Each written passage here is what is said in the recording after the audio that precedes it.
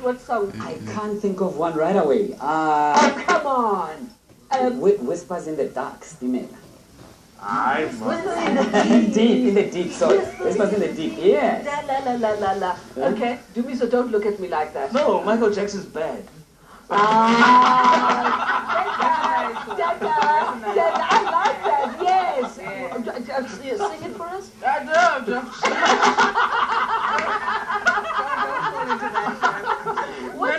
Which song would you dedicate to the Oh my goodness, Rascals? no! I'm just trying to think of a nice EFF playlist, you know, that is very. I'm thinking. Maybe by the end of the year I'll have something. End of the year. End of the hour. Because this is the last time. This is the last time the Rascals are all going to be sitting here. And I do hope that the Rascals I can see somewhere else someday. I really, really do, because I think that you guys are phenomenal. Oh, thank you. I really think that you're absolutely phenomenal. Okay, we promise you, you will see us. No, you have to. No, you have to. I think that one thing that I will really, really miss 1,000,000 times are these Rascals. We'll miss you more. Okay? We'll miss you more. What is your favorite moment being on 3 Talk? Jeez. I don't want the Rascals to feel left out as a group, but I think it's when you and I had our one-on-one moment. Yes. About my book. Yes. Because you had read it so closely. You practically stripped me of everything on that show, I must say. Oh, that's and I terrible. watched the several. No, in a very good way. In a very good way. It was a very generous interview and a very close reading of my book. So that for me was very special. Oh, thank you very much. You know, I have to say that there is nothing more irritating than if you interview someone and about their book and you do not know the content of the book. I think that is the worst thing that you can do to an author. Yeah. What is your favorite moment on 3 Talk? Other than sitting where you are sitting, hosting the whole thing.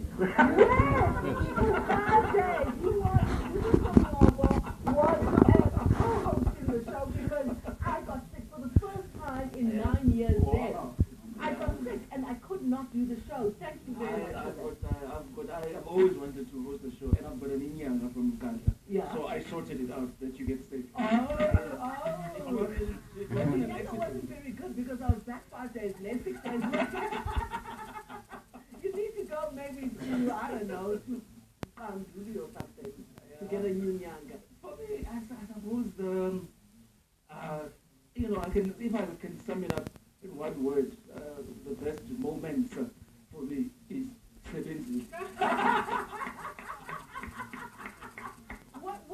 What is it about Sebenzi? Because Sebenzi, okay, summarize Sebenzi for us. Let me just put it this way. Sebenzi is the only person sitting around here who actually was able to earn us BCC as a complaint. You know what I mean? That's classic. That's boss. After the last show with the Rascals, it was Thabo Dumiso and Sebenzile. For an hour after the show, Dumiso and Sebenzile were fighting in a parking lot. Was it 2 hours? I called Sebenzile 2 hours later.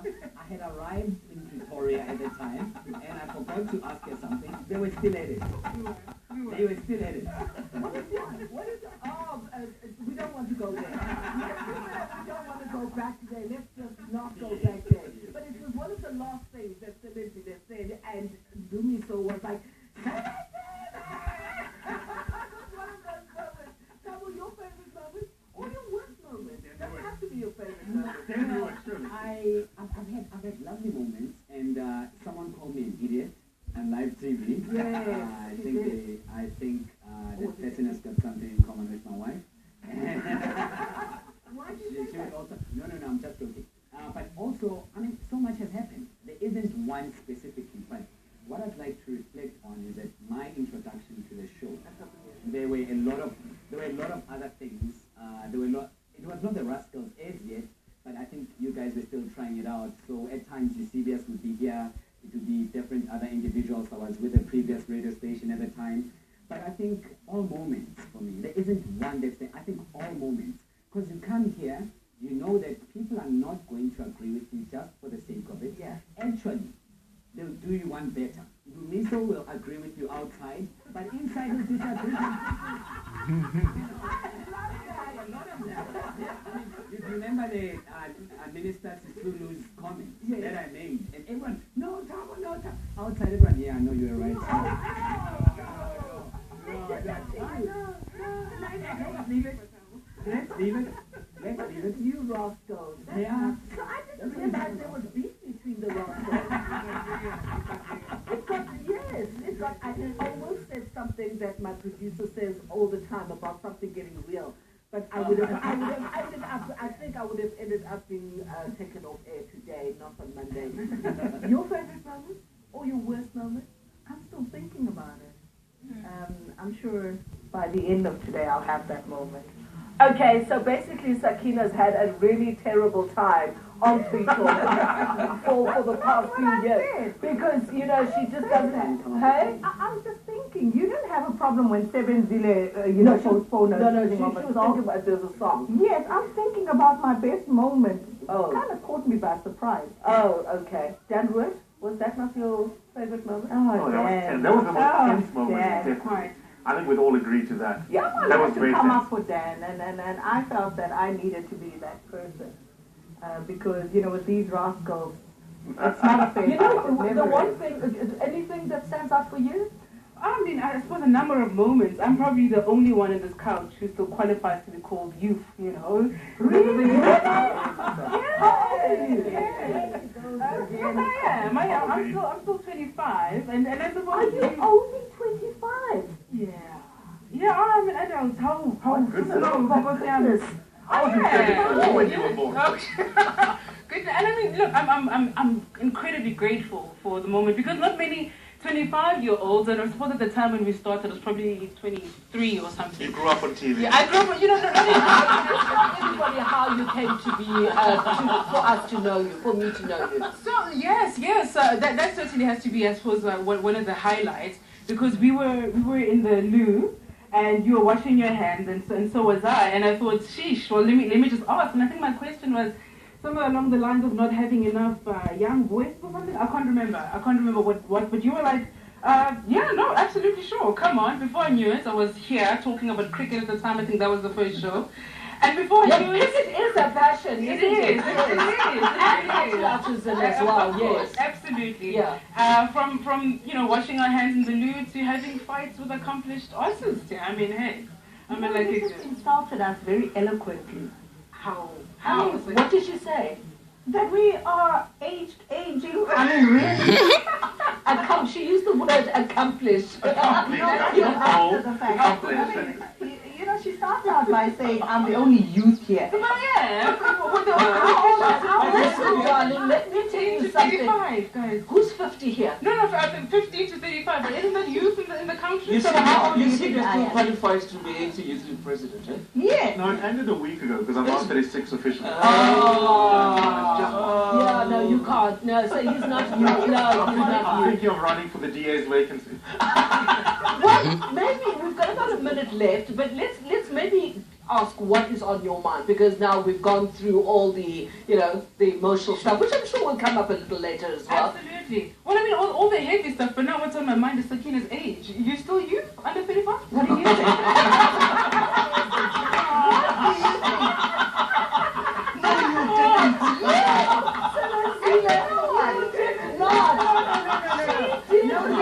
No need. I'm glad Seven Zile went there, because I actually wanted to go back to that. How old do you think I am? I didn't think you were under 35. I mean, you're so wise. How old do you think Let me sit down and let me okay, the two of you can go ahead. If you want to think about it, that's fine, but you're going to answer that question today. I want to know how old Seven Zile thinks I am. Okay, I think we're out of time, but you've got all the time in the world. No, just go ahead, my love. Oh, my just say it. No, I've always thought you're older than 35, Sakina. How old do you think she is? Show us the number. 38. Uyaqamba ke ngoku. Uyaqoka. Ngesixhosa esikhanje uyaqoka. You are just trying to be politically correct. What is the true number that you have for Sakina? Okay, 42. Okay. Hashtag And? 7 Zilla must fall.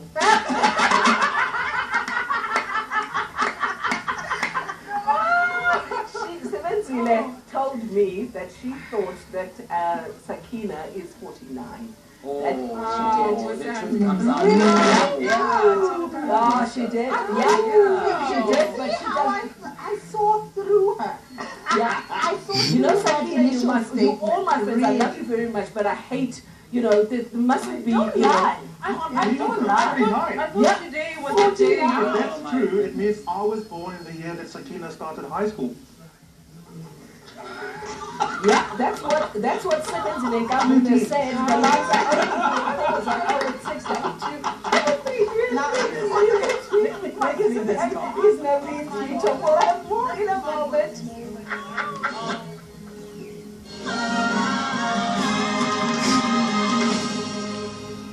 Welcome back. This afternoon our lines are open to find out what's on your mind. You can give us a call on 086 223 or you can tweet me, NoLean3Talk. Okay, back to business. What is on your mind, Jimmy? I think there are things that we know we're going to go to. So let's get those out of the way. I think we will talk about the wave of criminality, because it's not the other thing. The wave of criminality that is affecting our country. Where? Where? No, apparently there's criminality. It's not xenophobia, it's criminality. Okay. Afrophobia. Afrophobia. Yes. The fear of Afro. Yes. The fear of- Afrophobia. Yeah. Criminality, yeah. And I think, interestingly enough, for me, that's the thing. I think it's absolutely interlinked with Rhodes Must Fall, because I think it shows a very interesting schizophrenia that we have in this country. Because if you understood what Rhodes Must Fall is about, and the fact that we are fighting over this here, where are his remains? And how did we come about to have the borders that we are so jealously guarding? So for me, that is what's on my mind. Okay, well, we obviously that's a big one, which we need to talk about. Thabo, what's on your mind? Exactly what Ndumiso had said, but then Copy just a little bit just to move on slightly from the point that he was making. Obviously, I would add in saying that a very dangerous combination would be a very weak mind and an empty stomach. It can be controlled to do a lot of unnecessary things. And I'm saying that because of the spate that we have seen, of whether you want to call it xenophobia What do you want or to call anything it? else that you want. What do you I call don't it? have I think it's a number of things. It's a number of things in that particular pot. And I don't want to label it, because then we'll be moving away from its core issue. Then I will be arguing. Thabo saying it's Thabo, if you were to hashtag it, what would you I'm call not it? into it. No, I wouldn't have. Hashtag that thing. What is that thing? I wouldn't. I really wouldn't. And can I just make the point that I want to make? The point that I want to make is that we have a very complex situation. It's very easy for me to go on Facebook and rant, and on Twitter and everything else, and on TV. But the answers are very complex to this issue. It's not just one thing. But behind everything, personally, I'd like to believe that a level of consciousness, particularly black consciousness, has to play a role moving forward in terms of socializing South Africans based on where we are right now. But what I really hear wanted you. to I hear your George. Your George is very good in English, in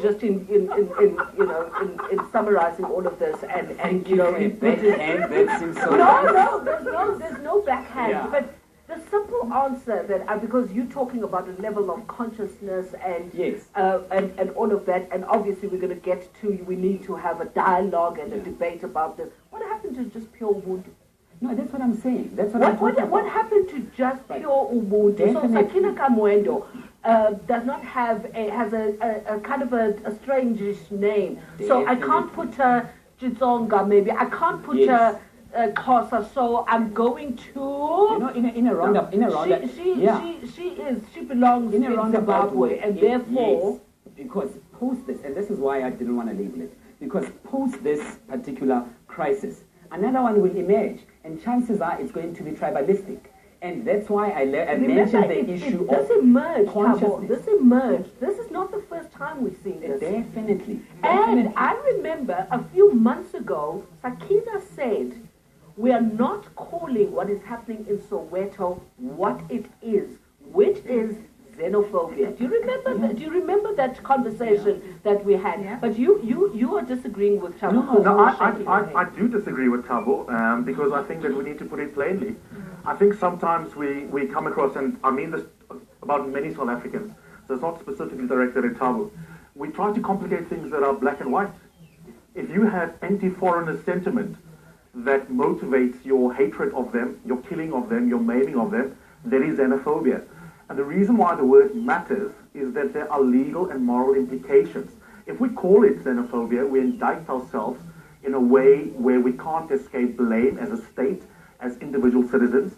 We are party to treaties that ban xenophobia, not Afrophobia. And I think part of the reason why so many ministers don't want to use the word is that they fear the moral and the legal consequences of it. So the word does matter.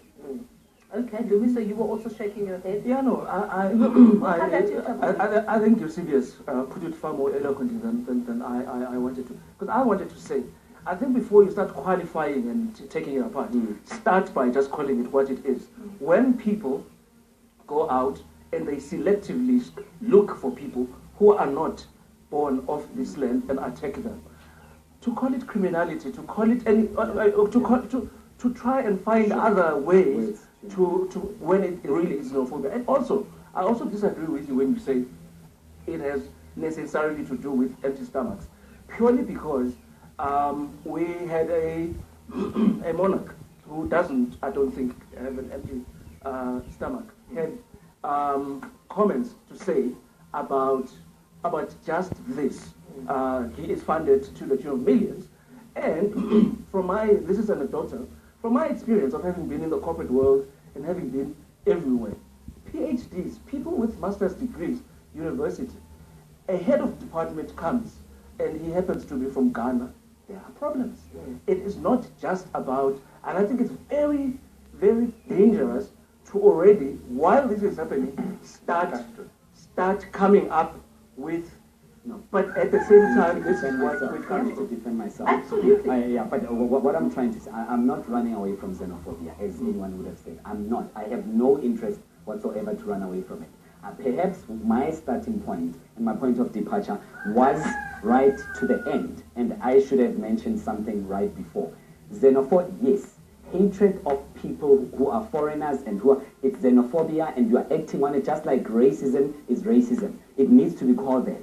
But my initial point perhaps was a bit to the complexity around the root causes thereof, and perhaps that shouldn't have my starting point. That I own up to. However, yes, it is xenophobia because Thabo is from Malawi. Someone attacks Thabo purely because they're from Malawi. You'd remember I was on the Sowetan, Home Affairs said, I'm not from South Africa. The hatred that I got from fellow South Africans, I went through that thing on the internet, what do you call it, the response on the website and whatever else. Things that were said by South Africans. And many of them, it's people who knew me in Soweto, but they were saying negative. So I'm the first one to say that is wrong and it cannot be tolerated whatsoever. However, my point perhaps will be understood later. So the thing about naming things also dictates how we respond to those things. Absolutely. I think it's very important for us to be clear that it is xenophobia, and it is unacceptable on all levels. However, I think as a country we are missing an opportunity here to truly listen, and because this isn't the first time that this happens, it'll keep reoccurring until we all stop, and it needs to come from the top and say what is actually going on here. People on the ground have very genuine fears that people who come from beyond our borders, very, very artificial borders, are a danger to their economic well-being. We're not necessarily debating whether it's right or wrong, but that fear is there. And I don't feel that on a national level that fear is being acknowledged, because as soon as we start acknowledging that, then various people who have been in power for some time have to start accounting for why it is that you have a 40-year-old or a 50-year-old South African who is yet to get a proper home, who is yet to get good education. I think then it forces us to start asking difficult questions. Right now, we are having the easy discussion of, well, this is xenophobia, this is Afrophobia, or this is mere criminality, and treat them like criminals. We in fact, we're chickening out of the real discussion of what's going on in our country.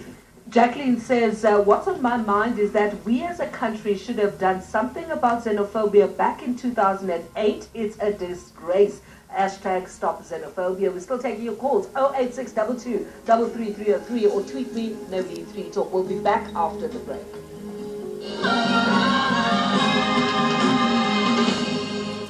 Talk. Kolani in Durban. Hi. Hi, how are you, Nolene? I'm very good, thank you, Kolani. A really, really difficult one that we're discussing today. One of the things that we're discussing, and that is xenophobia that is that's happening in our country. Yes. My concern about this thing, it's concerning me so much. I'm not condoning this. My question is it because our government cannot control this? Is it our government unable to protect our borders? Okay, explain that, Kolani. What do you mean? Yeah, because the way they're flocking in our country, they're flocking in uncontrollably. That's why there's so much attachment. So you started off by saying, Kolani, you don't condone this, but is our government controlling the borders? Because they, and you're using the word they, who is they? Oh, I'm sorry. I'm talking about these African brothers, because now they are in big numbers here now. And this is a problem for you, Kolani. Why? Yes, is it because our government is unable to control the situation, or our government is not willing? That's my concern. So what you're saying then, Kolani, is that they are too many. Yes, yes. Why is that a problem for our African brothers and sisters to be here? Why is it a problem for you? Yeah, actually, when we talking about when we say South Africa has got 56 million people. My concern is that not affecting our economy negatively. Okay, stay on the line, Kolani. I'd like I'd like Eusebius just to engage with you for a second. Because he's very eloquent, He went to Oxford, didn't finish his PhD, never said he didn't have a PhD. However, he is PhD material. I've given him a PhD. Okay, Kolani, sorry, I'm going off the track. Is Kolani still with us? Yes, Kolani's still there, right? Yes, I'm still there. Okay, you're going to hear Eusebius now. He's going to engage with you. Kolani, I don't have a better question than the one that was asked by Nolene. I don't think you've answered it yet. Why do you not like too many foreigners in the country? Oh, no, it's not that I'm hating our brothers. It's just a concern. What will happen to you if 50 Malawians suddenly come into your city? When you say it is a concern, what do you mean by that? It's because I've got this fear. I'm afraid that at some stages our economy is safe. Okay, just one last question. Yeah. Kolani, if you had from the government or from the private sector a job, your kids are going to school, you've got a wonderful salary, you get a bursary to do more studies. If you had all of those things, would you care about how many foreigners come to our country?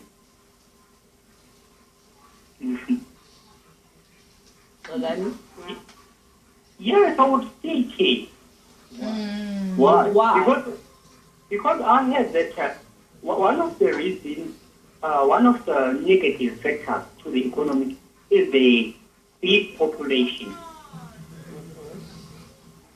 Do you feel, because you're using the word it's going to have a negative effect on the economy, do you feel, Kolani, that these people that you referred to our African brothers and sisters as these people, that these people are coming to your country and these people are taking away your jobs? Not really, not really. Okay. All right, Kolani, let's leave it there. Thank you very much. Thank you. Okay. Sorry, let me start with Sakina. Sakina, When you listen to what Kolani is saying, it brings back some of the criticisms that have been leveled against the public discourse around xenophobia. Now, if I had to bottom line this, I would say very simply, this is about leadership failure. Leadership has failed us on too many levels. They continue to fail us today as people are still chasing each other around and hacking each other. But it doesn't matter how, we intellect.